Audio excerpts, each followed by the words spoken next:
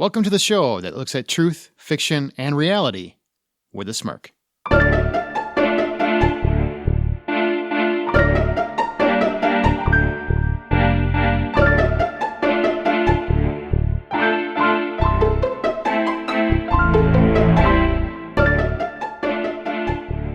I'm Aaron Peterson. I'm Amanda Sink. And I'm Zach Barkerson. Welcome to Smirk. Each week, one of our hosts introduces an original story, which we then use as a springboard for a spirited and lighthearted discussion on whatever the moral or theme of their story is or was.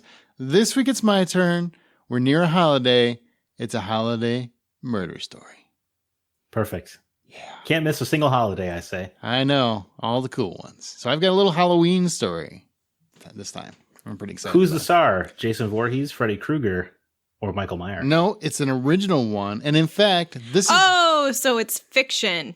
No, it's an original story that could be covering true events. Oh. Yeah, I think he's done this trick before on us. I have done this trick before, if you know. You can never tell with this guy. Triction. No, that would be truth. Triction. Quick but important question. Jason Voorhees, Freddy Krueger, or Michael Myers, your favorite. Go, Aaron. Jason Voorhees. Amanda. Michael Myers. It's the incorrect choice. Jason Voorhees was the correct answer. Congratulations, Aaron. Thank you. Your prize is a no prize. Well, hopefully we'll get that The one that movie scares someday. me the most is Freddy. That doesn't scare me. He's like just too jokey. He's in my dreams. Not literally my dreams, and he has a good jingle. Freddy's coming for you. Mm-hmm. 3. Jason All right, has a better jingle. Step out before the copyright, all right? Kill. Ma, kill. That's a lot creepier than that stupid song. There's little kids who are singing it. Yeah, which doesn't sound that scary if kids are singing it. Yes, it does, because children are... terrible. Kids singing is definitely creepy. Yeah. You ever heard a kid sing Twinkle, Twinkle, Little Star? No. Twinkle, Creepiest thing in the world. little star. Anyway, this week is a story. It's actually a tale. Here's a little nod. If you're a Hollywood Outsider fan, I've actually referenced this on that show. So those people that listen to that will actually probably know what this is a little bit. True story. What the hell is a Hollywood Outsider? It's another podcast. Sorry. Probably no good. Probably sucks. I wouldn't listen to it. So I could tell you if the hosts are anything like you two, I would definitely never listen to it. That's probably fair. That is fair. Are you guys ready? Now, this is a long one, so I want you guys to strap in and just pay attention. Oh, really? Because last week I feel like you were giving me a little chaff about how the length of mine. Yeah, mine's going to be longer. That's probably Great. why I needed a nap. I was giving you grief. Weird. Wow, that's not cool. Dude, listen. Listen. I'll listen. Maybe we can make a new word, liction, where you listen. Listen. Liction sounds kind of dirty. Yeah. But I like it. I do like it, though. What does it mean to you, Zach? Liction? Yeah. Let's not go there. Well, let's not get when a man loves a woman, or a woman loves a woman, there does have to be a woman involved, though. Or, no. Yeah. Yeah. Yeah. All right. Moving on to your story. You know what? It's time for my story.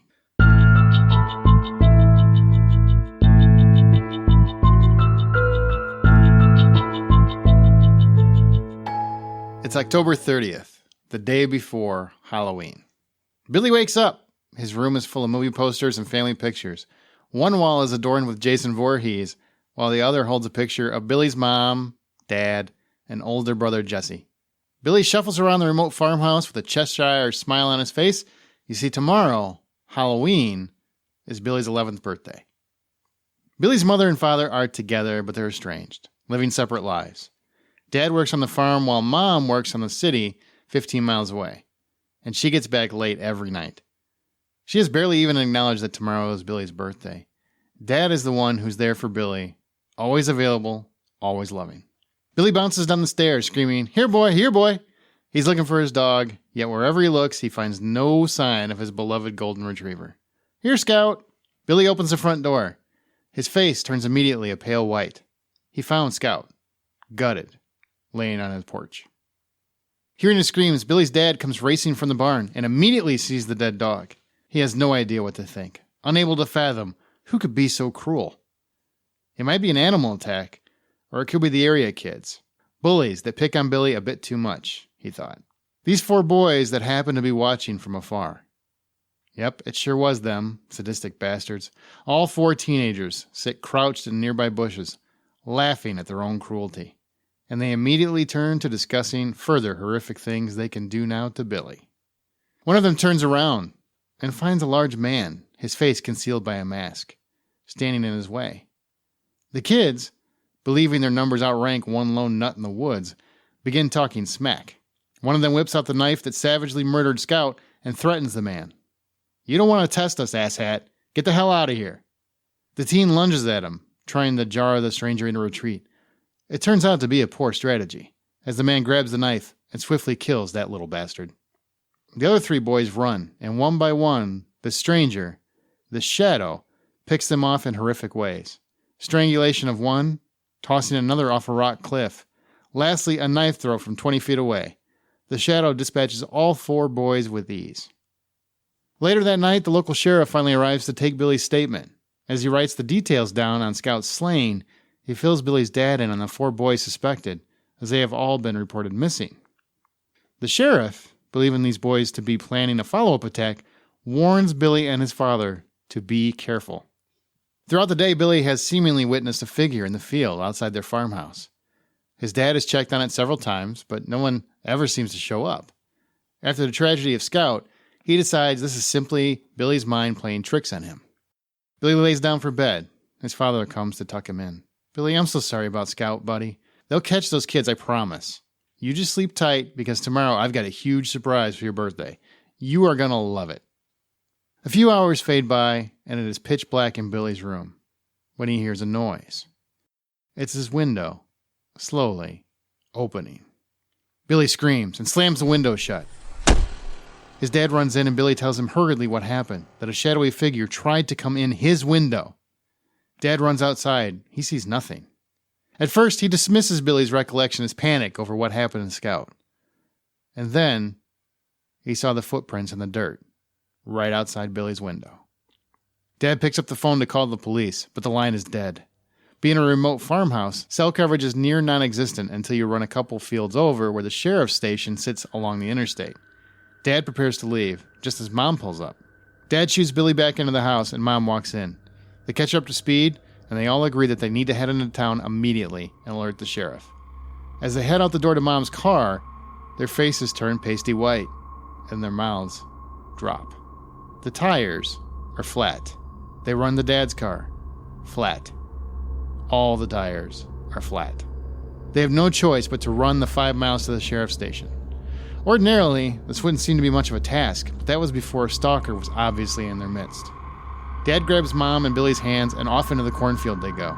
You see, it's only 5 miles to the sheriff's station, but that's if you cut through the cornfield. Billy takes the lead, followed by Mom, with Dad running interference in the back. As they approach the halfway mark, Billy hears his father's wailing scream. He turns around to see his mother, but his father is nowhere to be found. Billy turns to run towards Dad when he hears his father's voice, one last time, blood gurgling from his mouth. "The boy," he screams, "the boy." And then, silence. Billy and Mom stand motionless for what seemed like hours, and then they saw the corn moving. It was coming at them. Mom and Billy picked up the pace, eventually exiting the field and standing directly across from the sheriff's station. They made it. Billy grabbed Mom's hand and began walking across the desolate highway toward the station, when suddenly he was jerked back. The shadow had a grip on his mother, strangling the life out of her. Billy began kicking, screaming, pleading for his mother's life. The shadow continues. Billy, driven by sheer adrenaline, jumps up and rips the shadow's mask off, scratching his familiar face as he did so. As Mom's eyes begin to lose life, they faded with the very real recognition. Her son, Jesse, was strangling her. Billy begs his brother, "Jesse, please, don't do this. It's Mom." Jesse turns to his brother, dropping the new, lifeless body of his mother to the ground, and in a whisper says, "She's worse than Dad." Jesse reaches out to Billy, now cowering on the ground, ready to accept his fate. Jesse picks Billy up off the ground, carries him across the highway. He casually walks up to the sheriff's station and places him down to the right of the entry door. Jesse then hugs him, kisses him on the cheek, and says, "Happy birthday, Billy." Then he disappears into the darkness. 2 weeks later, Billy has now been living with his Aunt Janine since the incident. As the sheriff arrives, Billy sneaks down the stairs, out the back door, and around to the side of the house where the open window is situated so that he can hear the particulars of the case. Sheriff explains, Janine, we still have not been able to locate Jesse. It's almost as if he disappeared into the wild. Janine asks, have you learned anything as to why this happened? Sheriff replies, sit down, Janine, which she does. He continues, Jesse's been in military school for several years, as you know. He just escaped that morning, the day before Billy's 11th birthday. But he did leave a note for his roommate. What did it say, Janine asked. Basically, it was Jesse's confession that Jesse had been molested by his father. When he told his mother what his father had done, she refused to believe him. Jesse then threatened to tell the authorities, and that is when his father shipped him off to military school. Janine, crying, then asked, so why kill them now? Years later? The sheriff tipped his hat back, wiped the nervous sweat from his forehead, and said Jesse's dad apparently had a very specific desire, and it began on his 11th birthday. His note said he would never let that happen to Billy. And as Billy heard that last bombshell, he looked up and saw a shadow across the field. But this time, he smiled.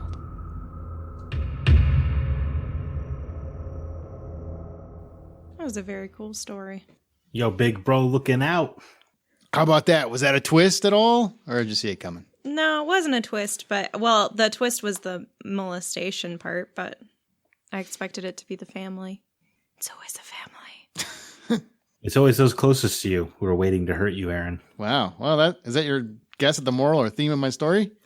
Yeah, the moral of the story is you can't trust anybody. Anybody that loves you doesn't actually love you. They're just waiting for their chance to destroy you. Oh, my goodness. Yeah. Happy Halloween from Zach.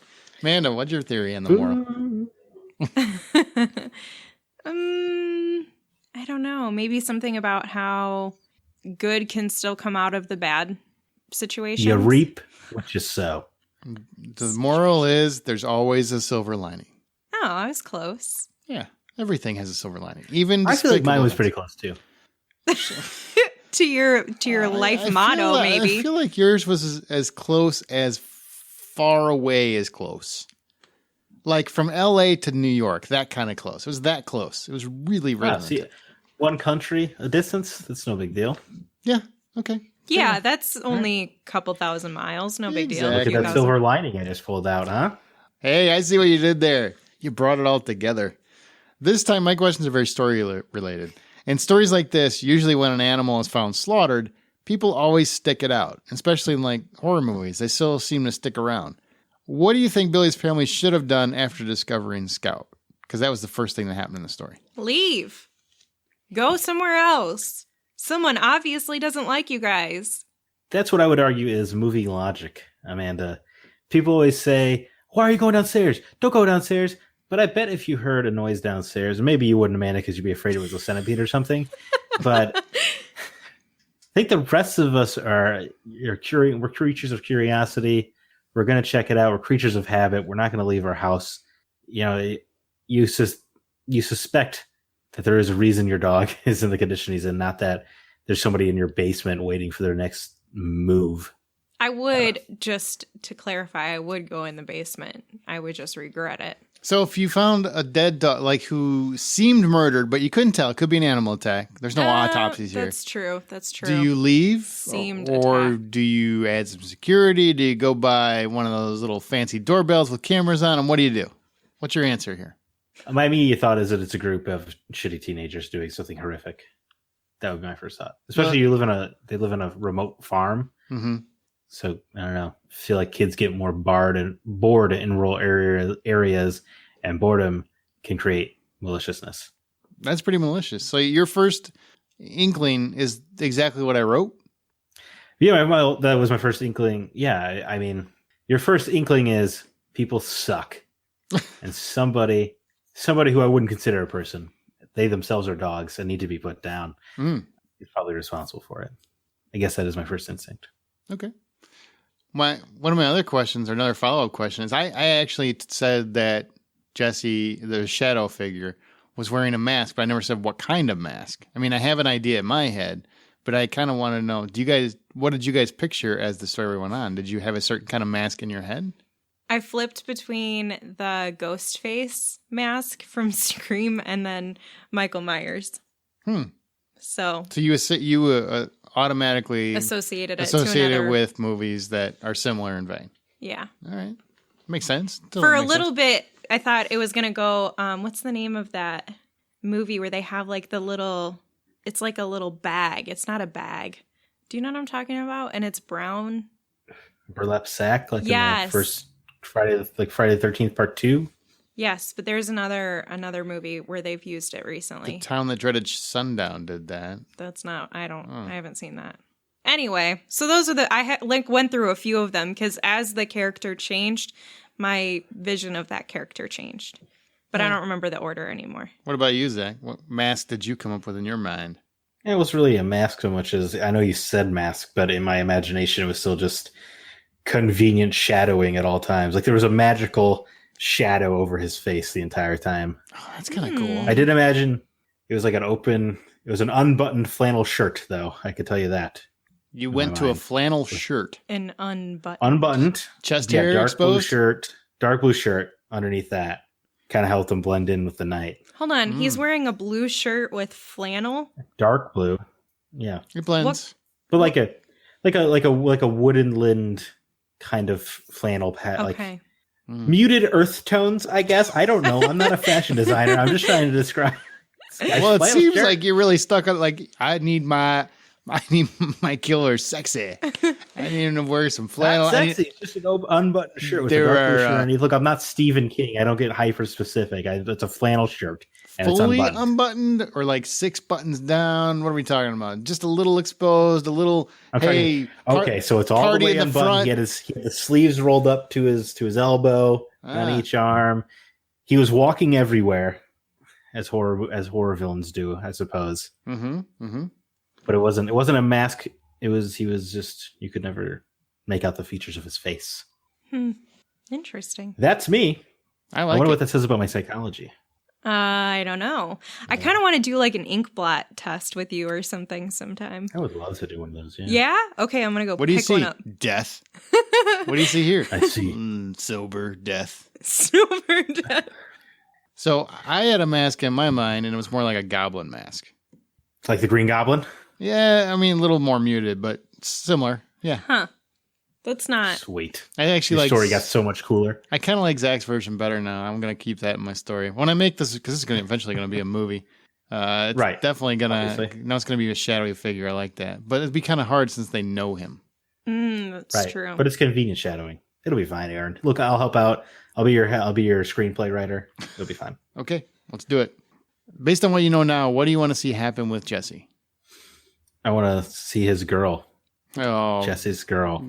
That's such a good song. It was funny, and then you had to reiterate. Yeah, well, because we live in a world now where people don't immediately go like, "Wait, were you referencing Jesse's girl?" Because you can't ever just let a joke sit anymore. All right, but you killed it before it had a chance to gestate. That's the world we live in, Aaron. I'm sorry. I wish it wasn't so. Well, I wish I had. You can't take any chances on jokes. It could come up 10 years later and you could get fired off a major motion picture franchise. You don't want to get James Gunned out there, people. Hashtag James Gunn. All right, what's the answer? What do you want to happen with Jesse? Zach, what do you want to happen with this poor kid? Or is he a poor kid? Live on the lam happily. Yeah. Yes. He meets up with his brother every birthday. Somehow they have some kind of secret rapport. Certainly he should not go to prison. He did the world of justice. Yeah. Men go to prison. Dogs get put down, like I said earlier. And, even his mom. Did his mom deserve to die too? Yes, of course. Are you kidding me? She's worse than him. Didn't you hear? He was paying attention. What about you, Amanda? I'm with Zach. All of that. I don't even need to reiterate Jesse is a hero. He's a folk hero now. He is. The shadowy folk hero. I think he did the right thing because it's, I mean, and you know what? It's hard to prove those kinds of scenarios. Jesse obviously couldn't prove it. He got shipped off to a military school instead. So he took it upon himself to do the right thing. And you know what's worse than doing it is not saying anything about it. So yeah, they both had to go. Both parents. Adios. Probably didn't need to kill the dog. That might have been a step too far. That definitely was. Oh, too those are far. the kids. Those are the kids, right? Yeah, Oh yeah. He didn't kill the dog. Yeah, You're right. You're My right. mistake. I remember the story. Unlike Aaron with my stories when he never pays attention. I remember. I don't pay attention those to kids. either of you, so He may have done the world a favor by killing those teenagers, though. Yeah, and he took revenge on the kids for killing that dog. That's why he killed them. Yeah. yeah. So never mind. No, yeah, he's Even more of a totally- hero, this guy. He is. We didn't blame John Wick when he killed all those people for hurting his dog. So why would we blame Jesse? Huh? We She won. makes a stunning argument, honestly. Yeah. I mean, you're stunning. welcome. I don't know if that word means what you think it means. It does. Okay. I don't Let know. She him said say John that my Wick and I got argument is excited. stunning, okay? Do you think his crime was worse than his parents, though? Because he Nope. killed people. Nope. Nope. He killed 4 teenagers and 2. Okay. Nope. All right. Move on. Next question, man. All right. That was the easiest question we've ever had on Smirk. Nope. Next question, then. Well, what about you? What do you think? I think the Murder crimes were equal in gratuity. One is more horrific long term. One is just horrific. How's that? Well, you know what? Billy seems to think it was okay, though. He gave Jesse the high five. He smiled. Well, I think The metaphorical high five. Billy realizes now at this point he just saved him from a lot of suffering. Yeah. Jesse. That mom would have been okay with. Apparently, well, Come on. I mean, I did paint them out. They're very estranged, and this is why. That's why they were estranged. Yeah, but not estranged enough. No, yeah, not that estranged. It's true. She let her son be shipped away. She let Billy still be with her dad all the time, with his dad all the time. Yeah. But who knows what he was doing to her? Maybe she was being assaulted. Oh my They're in god. it together. Huh? So they're in it together. You know what? Maybe she was. Still needed to die. That's all I'm going to say. Okay. Alrighty then. All right. You gotta put your kid out there. So now here's the final question. Okay, for you guys this week. Is this like question number 8? He's got a lot of questions. He does have It's a lot of my questions. episode. Shut it. So I'm pretty sure I've asked 3.5 questions before, and you've questioned me on how many questions I've had. Because they're usually the same question. No, they're not. Rephrased. No. What do you think they should do? How do you think they should do? Why do you think they should do? That's all different questions. That's the same question. They lead different directions. The Learn cr- to be more Who, creative huh? with your answers. Who, what, where, when, where, how. Wait, who, what, when, where, why, how. Yeah. The 6 fundamental questions of storytelling. Exactly. You are welcome. So here's where how comes in. I chose to end my story with Jesse free. How would each of you have chosen to end the story? Basically, this is where you get to choose your own adventure. Well, I certainly wouldn't have put him in prison. I might have expanded the story a little bit longer to see Billy and Jesse reunite. Like, I like Zach's idea that he had earlier where they figured out a way to reunite on the birthday, which would be kind of cool. Mm-hmm. Okay. That's a good story. If I were writing the story, he would have dropped his little brother off in front of the police station, and Jesse himself would have walked into it. I thought turn that's what himself was in. going to happen. He would have turned himself in, really. Why? So that's how I would have written the story. Probably to turn himself in so the way Billy can have all the details. There's no lingering. I don't know. It feels less open ended, I guess. I mean, I like the ending, the way you did it. I just think if I was telling a story, I don't know, it seems a little more interesting to put him out because now he's going to go on trial. People are going to get to judge him on himself. Maybe he'll only get a few months and then he can live with his brother or something, or have an actual life with him instead of one on the lam. I don't know. That's really where I thought your story was going to go, was he was going to turn him in. Now, Like, he set him down and was going to... kind of a follow-up question. If you were writing the story, would you have had Billy not tell them it was Jesse? Because he's the one that had to tell them it was Jesse. Yeah, I would not have him tell. I would have him keep the secret. And I feel like at 11, I feel like you would probably just say, it'd be such a horrific scenario. I feel like you would almost feel compelled to say it was Jesse. That's a complex lie to keep up at 11. Sounds like at 11 you were a rat. That's what I'm hearing. No, I'm telling you, at 11, I was not a sophisticated liar. That came with age and sophistication. Yeah, you gain those skills with time. At 11, you just say the dog ate my homework, and that's not a very good lie. He's not As the you only grow one up, who you- knows. He's not what? He's not the only one who knows. The sheriff is the one who was telling his aunt, and he overheard it. Isn't that correct? No. Well, I think Billy told the police that it was Jesse, and then the police were searching for him afterwards. Correct. Oh, I misunderstood. Okay. I need to listen to you guys better. He did leave a note, so eventually somebody would have found it. Yeah. You always leave a note. So he kind of did turn himself in a way. Not necessarily. He could have went back and Billy had not turned him in. That was one way I had written it originally, was that he hinted to Billy exactly why he saved him, and then he went back to the military school. But I didn't like that ending. I like this ending better. So it's fiction? No. According to my true crime podcast, he got caught. So maybe it's triction. Friction? There it is. Triction. Do you think it's truth or fiction? Triction. No. I thought it was truth until you said the ending had changed. Did you really? Yes. That'd be a cool-ass true story, The wouldn't it? story sounds vaguely familiar to me. If you listen to Hollywood Outsider, that was my movie pitch last year for Halloween. Oh, that must be why it sounds vaguely familiar. I was listening to some second-rate movie podcast, and I do remember hearing this. Damn. But I expanded on it this year. I kind of made it a little bit more full. Made it a real story. Okay. So you do need to make the movie at some point then, before somebody else does. Yeah, I really need to get on that before somebody steals it. Chop, chop. Now I got it in 2 podcasts at some point. But hey, Right, yeah. groundwork is laid. Go ahead and try and say this wasn't already out there, huh? Boom. IP. Touche. They'll change one little detail and then it won't be. Yeah. Jesse will be the younger brother. Billy will be the older brother. Yeah. Totally Done. different, dude. Totally different. So what's the title of your story? Happy birthday, Billy. Aw. So sweet. It is sweet. It is kind of a happy birthday. It's like a happy Halloween story. You're welcome. Everybody Happy wins in birthday. the end except mom and dad. They don't deserve to win. And the 4 teenagers. Well, I don't No, know well, if they they deserve had- to get slaughtered, but They had to go. Zach thinks they had to go. They killed the dog. Kill the I dog. know, but it's just so sad. Most serial killers begin.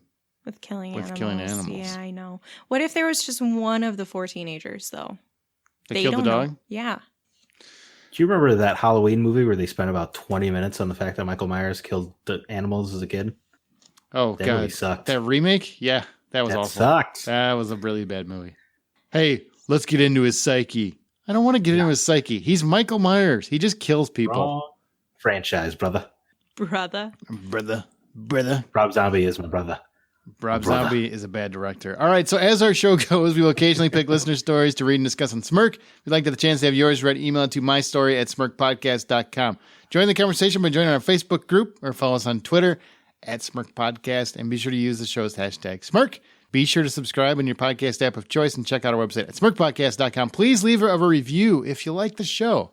Let us know in iTunes or Apple Podcasts. Leave us a review. 5 stars is appreciated. Let us know. Let us know. Zach will sing to you. Zach has never sung before, I don't think. I didn't know you could sing. Every time DMX comes on, I'm singing That's true. loud I have a and video proud. of this. I also have a video somewhere of you singing. I feel like it was Queen. Maybe it was I'm Journey. a big Queen fan. So I'm dancing around every every day. day at work, I turn on Queen radio. There's a Queen radio station? Do you actually turn it Yeah. on? There's like Yeah, 4 I songs like, they've got, I like right? Queen. So it must have been a Queen 4 song. songs. How many songs do they have? They have a lot more than 4. 6? They have perhaps the most eclectic song library of any band in history. Everybody says that of the bands they love. Maybe. That's probably true. There's somebody right now saying that about Bon Jovi. Oh, I love Bon Jovi. See? Or Whitesnake. Nobody is saying that about Nobody AC/DC. is. Yeah, somebody's going to say it about AC/DC. Everything is so AC/DC different. has one song and they play it at a different pace. And every one of them is great. Yeah, that's true. Yeah. Yeah, they nailed it the one time. They're like, we cannot let this slide by. We got to make this song for everything. If you listen to, what is it, Maximum Overdrive, where they do the soundtrack and every song sounds the same, I love it. Yeah, because it's AC/DC. They Who have made one who? sound. Every song is Who Made Who. Highway to hell. Anyway, Who Made Who to Hell? Smirk. Great show. Oh, yeah. And as you write your own life story, let's remember to tell it with a smirk.